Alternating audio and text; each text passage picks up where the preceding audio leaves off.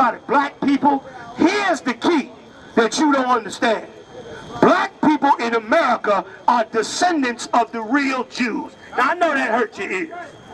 I know it, bro. I know it boggle your ears. I'm like an alarm clock saying, wake up, and you like, nigga, let me sleep, nigga, let me sleep. When you don't understand that the black man in America is a descendant, give me that book, hold it up. Here's the real Jew. This book right here, greatest book ever produced on the face of this earth, the book called the Bible. This ain't a white man's book. Ain't no white people in the book. That's another myth. You niggas reading the book talking about white people, that's a white man book. Well, if it's a white man book, why ain't no white people in the book? Why the book say all the people in it is black? What white man write a book about white people and then say all the people in the book black? But let me tell you how brainwashed you are. Give me that picture. Where's Caesar at? Let me tell you how brainwashed you are. I'm going to tell you what your mind worked like that you don't even know, black man. This is your mind. Y'all ready? You ready? Now, I'm going to say something, and then I'm going to show you what's flashing in your mind. The Bible. Whoop. Jesus. Whoop. God. Whoop. That's what flashed in your brain. When you hear about the Bible and God. When Jesus Christ wasn't no white boy. That's a Christian lie. And in the 60s, them Christians had nothing but white Jesus in them churches. And now the Israelites done cut the hell out of them. They done took a lot of them out.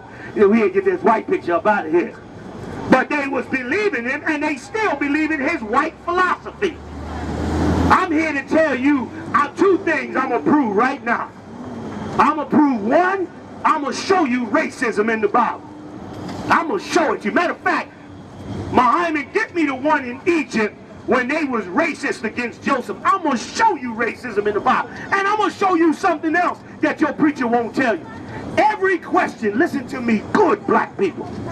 Every question that you ever had about life, I don't care what it is. I don't care how crazy it is. The answer's in this book. But the problem is, you've been taught not to know it's in the book.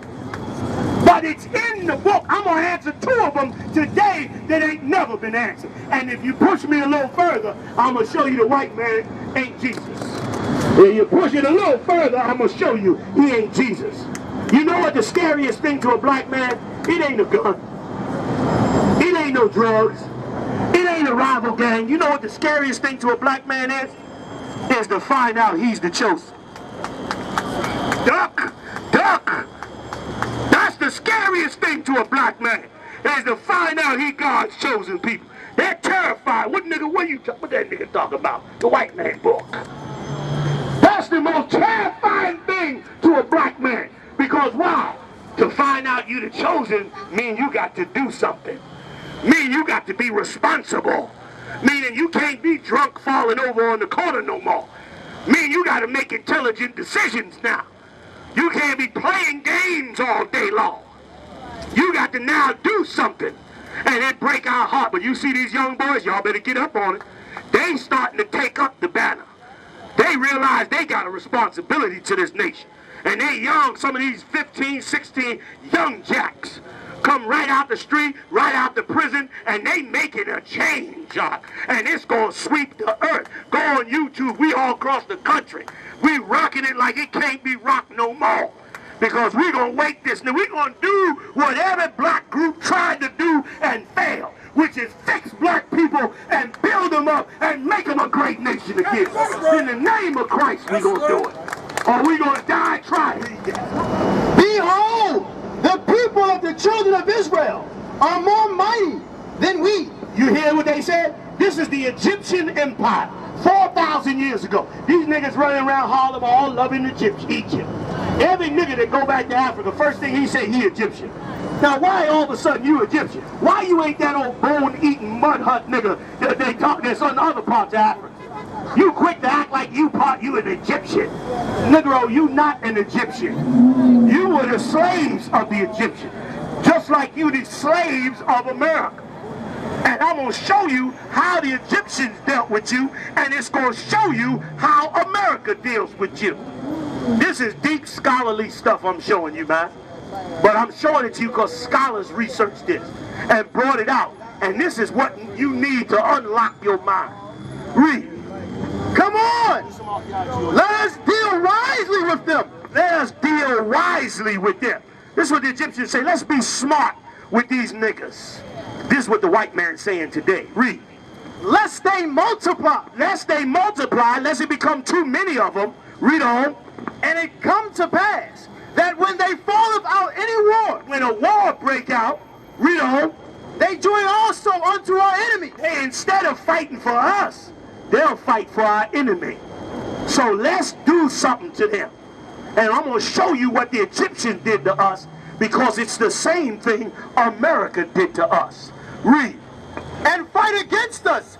And so we get them up out of the land. Meaning that they get free from us. They'll fight against us and get powerful and get free from our brainwash. Read. Therefore, they did set over them taskmasters. They did what? Set over them taskmasters. They set over them taskmasters. What's a taskmaster? Is a master that masters making sure that you carry out your task. What is the modern day taskmaster? Y'all know? Called a supervisor. That's what it's called. It's called your supervisor. Why every black person hate their supervisor? Because you supposed to. Why? Because he ain't supposed to be over you. He's supposed to be working with you. He's your brother. Read. To afflict them. To do what? To afflict them. Nigga, you got to come in on time. To do what? To afflict them. Nigga, you can't leave early. To afflict them. No, you can't have the day off. To afflict them. No, you ain't getting no raise. To do what? To afflict them. Read on. With their burden. With what? Their burden. What are they burdens? The things they got to do to eat, to have a roof over their head, to live. What's your burdens today? Can't pay my Con Ed bill. Can't pay my cell phone bill. Can't pay my rent. You being afflicted in your burdens. You don't even know what happened in Egypt is happening to you right now today, 4,000 years later. It's almost an exact copy. And here's what you got to learn about the founders of America. Can anybody tell me what religion the founders of America were? Anybody know? Take a guess. They were Freemasons. That's what they was. Go look it up. George Washington and all the murderers was Freemasons. The ones that signed the Declaration of Independence, they were Freemasons. Now, let me ask y'all a question. What was the religion and the philosophy of the Freemasons? They were builders of the temple of Horus, the all-seeing eye. Pull out a dollar bill. Somebody give me a dollar bill. Why is this on the back of a dollar bill? I'm going to wake you up now. Y'all want to watch. Let me ask you a question. Why is this pyramid on the back of a dollar bill? And why is the top cornerstone lifted up off the pyramid with an eye on it? There's only one religion on this earth that is represented by an all-seeing eye. What religion is that? The worship of Horus, the Egyptian religion of Horus. There's only one nation on this earth that is known above every other nation for having pyramids. We in America. Why would an American currency have an Egyptian pyramid on it? Because they telling you we worship Egypt. I'm going to give you another example. What is that statue? Y'all heard of the Washington Monument, right? That big long statue in Washington, D.C.? It's a big statue with a corner piece on the top, right? Let me ask you a question. Where was that design originated at? And for what reason? Anybody know? That design originated in Egypt. And it is an obelisk.